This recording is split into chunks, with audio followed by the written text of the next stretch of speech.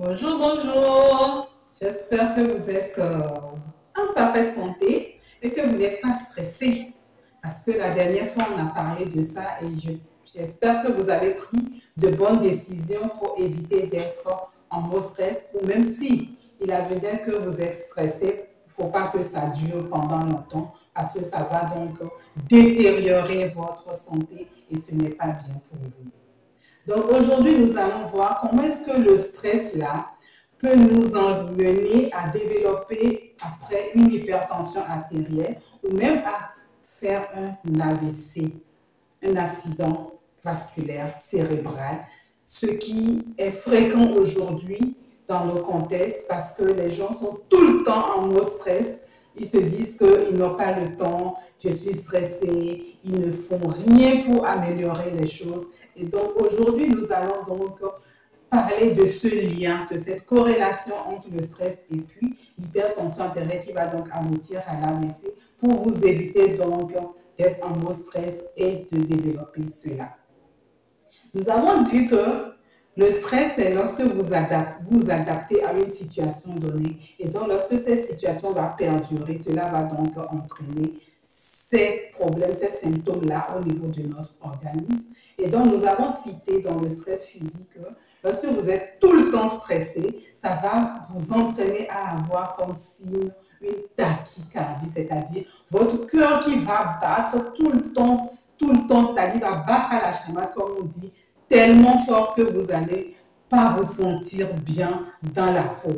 Alors, comme je l'ai souvent dit, dans notre organisme, il y a de ces tuyaux-là. Imaginez que vous êtes en train d'arroser vos fleurs. Est-ce que lorsque le tuyau, la pompe, vous laissez la pompe du matin, c'est-à-dire du matin jusqu'à plusieurs jours, et que l'eau passe tout le temps, et que au niveau du tuyau, là, il y a une forte tension.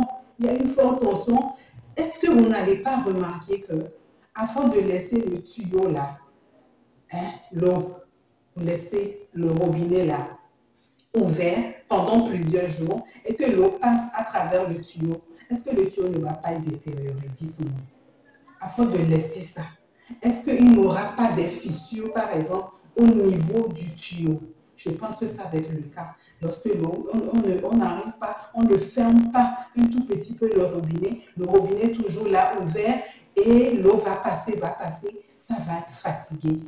On va se rendre compte qu'à un certain moment, l'eau qui passe là, ça ne sera plus, comment je vais vous expliquer ça? Ça dit que ça va fatiguer le tuyau va être fatigué et donc ça peut péter parce que la force étant toujours, la force étant très très forte, alors là, il aura un problème au niveau des tuyaux. Et c'est exactement ce qui va se passer parce que vous êtes tout le temps stressé.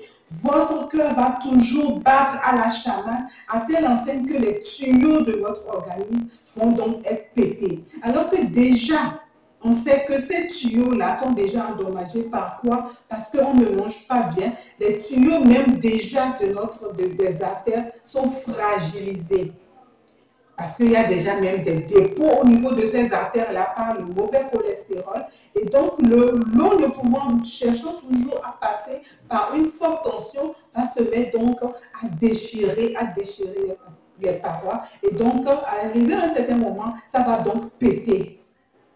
Et donc, quand ça va péter, qu'est-ce qui va arriver? Vous serez donc en mode toujours stress là qui va vous entraîner quoi? Votre AVC. Parce que quand les vaisseaux vont péter, vous êtes maintenant en AVC et le stress va se chercher parce que vous aurez vous-même voulu cela, vous avez vous-même cherché à avoir cet AVC-là, malheureusement.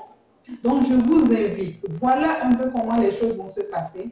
Le robinet étant toujours ouvert, c'est-à-dire vous êtes toujours en mode stress, c'est tachycardie, le cœur qui bat toujours, depuis plus de 24 heures, voire plusieurs jours, voire des mois, alors là, en ce moment, forcément, votre cœur va être endommagé et vous serez donc exposé à avoir un AVC. Donc, voilà comment les choses vont arriver entre le stress et l'AVC. Nous verrons dans la vidéo qui va suivre le lien également entre le stress et le diabète et d'autres pathologies. Je vous remercie.